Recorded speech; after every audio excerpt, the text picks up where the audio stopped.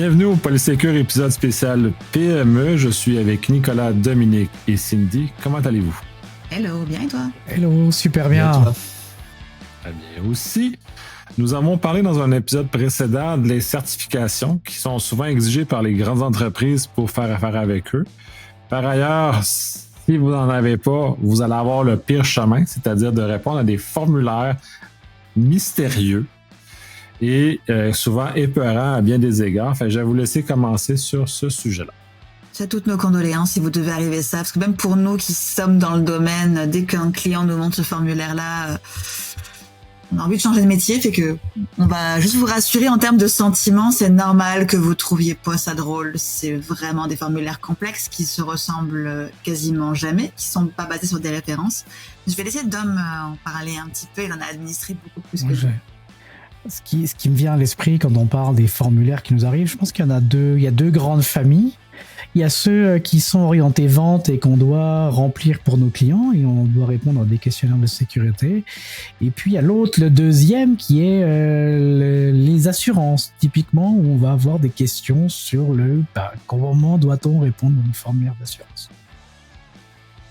Le premier, pour la vente, théoriquement, un vendeur, il n'a pas le droit de dire non quand on lui pose des questions. Donc, c'est clair que quand on a des formulaires, on va être tenté à répondre à toutes les questions en essayant d'embellir le produit, d'embellir les différents angles, même si on sait qu'on ne sait pas. Puis là, on va être capable de mettre un oui, parfois peut-être même trop vite si on n'est pas. Je ne sais pas si vous avez déjà vu ça, Nicolas ou Cindy. Oui, c'est que même dans les appels d'offres du gouvernement ou autres, quand on peut pas vraiment parler avec le client, c'est sûr que c'est extrêmement tentant. Il y a des requis de sécurité et on n'est pas en train de vous dire que vous devriez mentir sur vos réponses. On parle juste de ce qu'on sait qui est la réalité. Et il y aura personne qui pourrait dire qu'il n'a jamais fait un oui mais dans une RFP en n'ayant pas exactement le requis. La problématique, c'est souvent c'est pas réaliste. Des fois, justement, le critère, il est trop évasif et qu'on peut répondre oui, mais oui, j'ai peut-être pas exactement ça, mais voici comment j'adresse ce problème. Je disais tantôt, Nicolas, souvent, nous, on va être capable de lire l'intention derrière la client plus que le requis en tant que tel. Et pour vous donner une ordre d'idée, avant qu'on dise qu'on est en train de dire aux gens de mentir sur leur sécurité, c'est que des fois, les critères sont absolument débiles. On a vu, je ne nommerai pas l'organisme qui avait ça, c'était un appel d'offres qui voulait un outil de scan de vulnérabilité. C'est pas un requis de sécurité, mais c'était un requis pareil. Et le scan devait, comme critère obligatoire, donner les vulnérabilités à venir. Si tu répondais non, tu étais out. Et tu ne pouvais pas parler avec le client. J'avais envie de leur demander, donnez-moi le produit qui gagne et qui a ça, et je vais investir toutes mes économies là-dedans. Et c'est pour ça qu'on parle un petit peu des fois de critères qui sont, il y a des critères sécurité ou pas qui ont pas de sens. C'est que oui, des fois c'est tentant quand on se fait demander des choses qui ne font absolument aucun sens. Ce qui est gênant dans les questionnaires, c'est surtout qu'il n'y a pas un même formalisme. Donc, c'est pas les questionnaires qui se ressemblent. Donc, il faut répondre. La question est des fois pas toujours très claire, comme tu l'as souligné, Cindy, mais il faut pouvoir y répondre. Et encore une fois, on n'aime pas répondre non parce que ça peut être éliminatoire. Ça peut avoir des conséquences sur le fait de faire affaire ou pas. Et puis, je basculerai après sur la partie d'assurance ou de cyberassurance, où dire non, c'est un peu compliqué. Et il faut comprendre la réelle intention à l'arrière de la question. Et c'est pas toujours évident. Et puis, même pour des experts en sécurité, il faut arriver à lire entre les petites lignes de la question pour répondre correctement. Et c'est là où est tout le défi. Le manque d'adaptation, souvent la problématique, et là où justement les noms vont se poser comme question, c'est qu'il y a des questions, sérieusement, vous devriez juste répondre oui. Si vous dites non à chaque question de sécurité, remettez-vous en question quand même, là. Il y a quand même des questions de sécurité de base, la mise en place du MFA, est-ce que vous avez des EDR, etc. On fera un podcast sur vraiment la base que vous devez avoir, on l'a déjà vu dans l'hygiène de vie. Donc si vous répondez non à tout, le problème, c'est peut-être pas le document, c'est ce qui est en place. Mais par exemple, on a déjà vu, les formulaires, c'est des one size fit all. Ils envoient le même formulaire à Desjardins qui vont l'envoyer à la compagnie de 5 personnes. C'est que, avez-vous un SOC, si c'est éliminatoire? Souvent qu'une compagnie de 5 personnes, sauf vraiment rare, en particularité de cette compagnie-là, une compagnie de 5 ne devrait pas avoir un SOC. Mais là, genre, si je réponds non, je me fais disqualifier. Et comment est-ce que j'ai de contourner la question? C'est plus à ces points-là moi je parle au fait de dire oui, mais il faut que ce soit réaliste et que ce soit de la sécurité qui fasse du sens. Demander de l'over security à des petites compagnies, c'est pas réaliste, ça disqualifie les petits joueurs. Et malheureusement, c'est pas 10 questions ou 8 questions. On pourrait prendre des cartes comme Essential 8 et puis il y a 8 questions. On pourrait prendre Cybersécuritaire Canada. Cybersécuritaire Canada, effectivement. Où il y a un petit peu plus de questions, mais on est capable de répondre. Mais souvent, les questionnaires sont montés pour pas correspondre à un cadre normatif. Donc, difficile de faire un mapping d'un client à un autre. Et puis, il y en a beaucoup. Beaucoup. Alors, j'ai une petite cachette entre nous. J'ai déjà mis des noms de Pokémon dans un formulaire, et on a gagné. Donc voilà. Je suis tellement pas surpris de ce commentaire-là.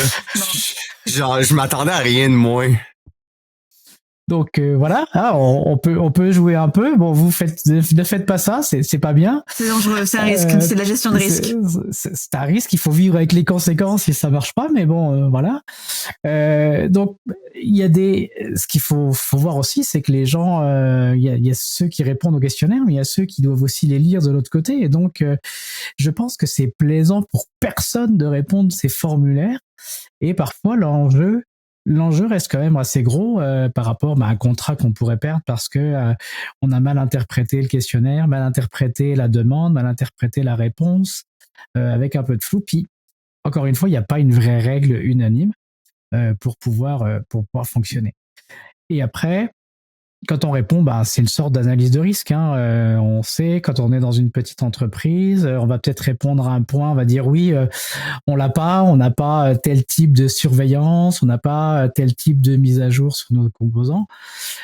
On sait que si on signe, il va falloir le premier to-do, après avoir célébré le fait de signer le contrat, il va falloir se mettre à jour et puis faire ça.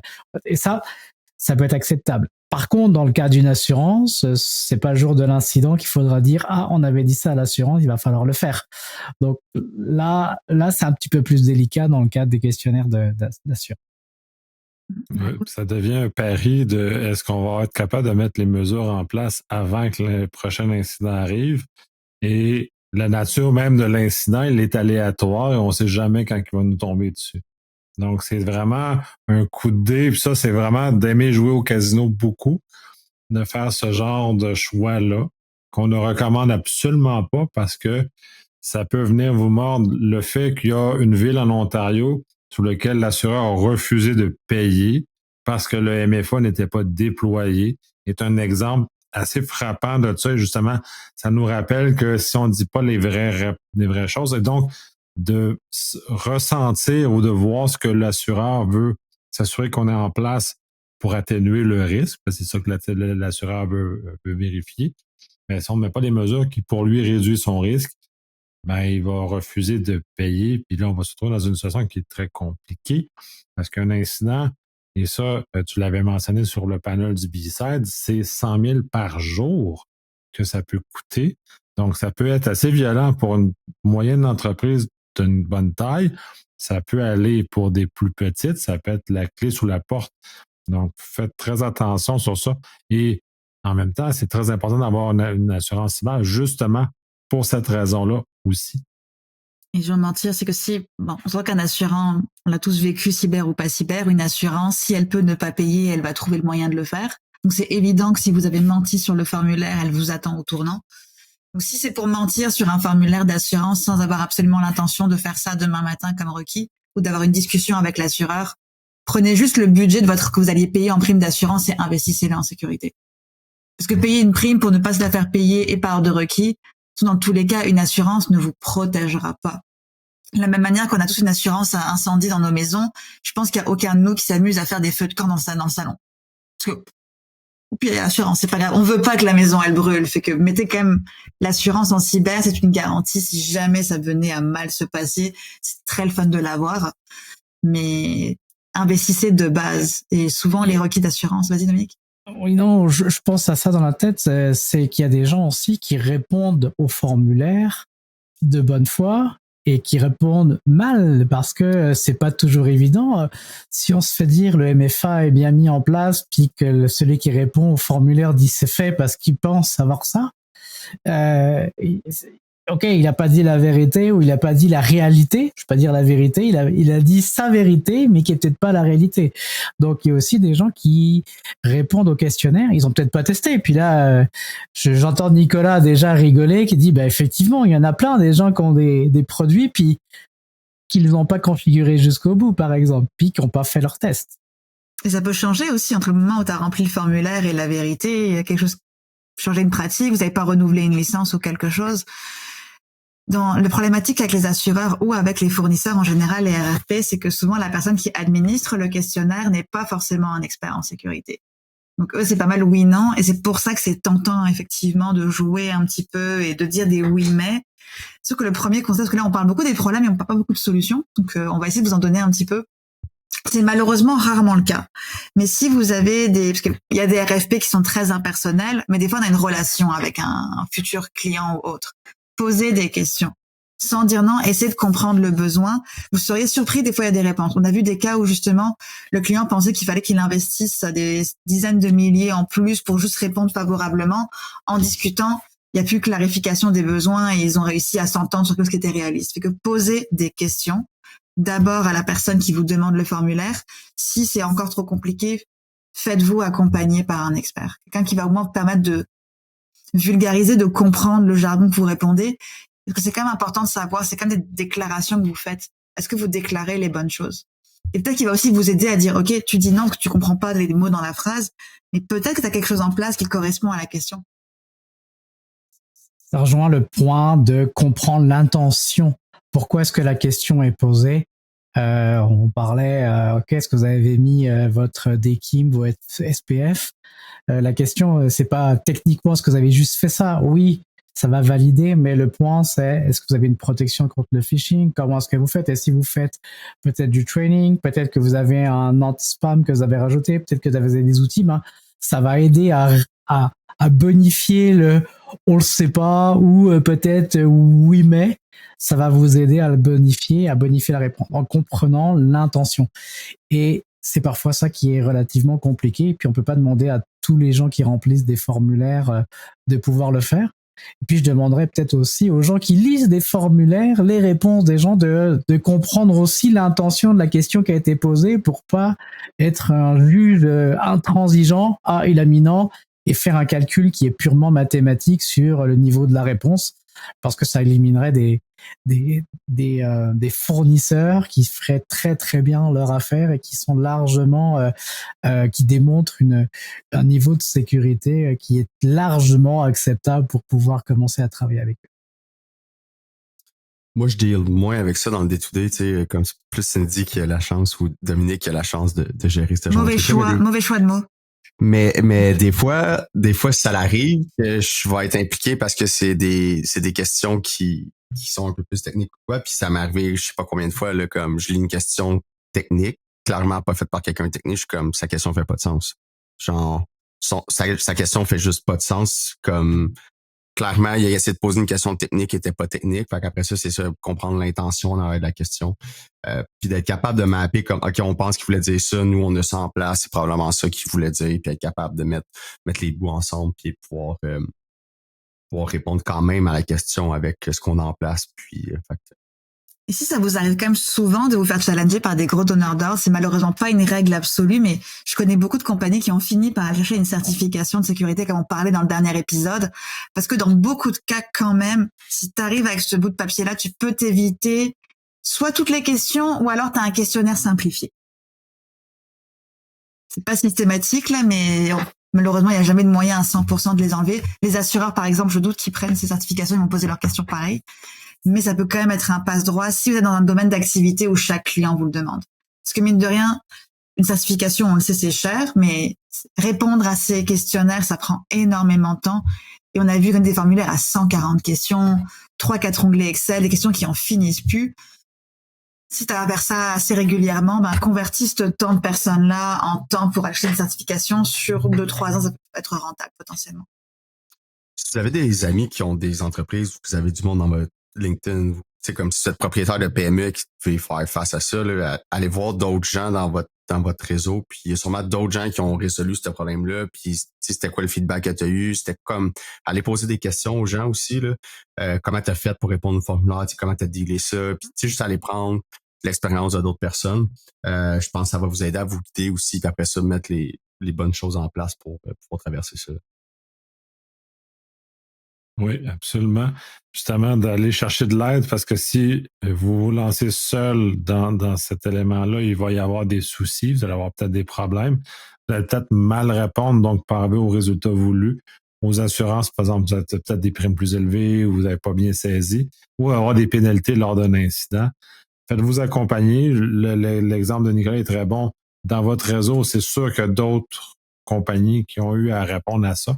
C'est un chemin malheureusement obligatoire pour la plupart des gens maintenant.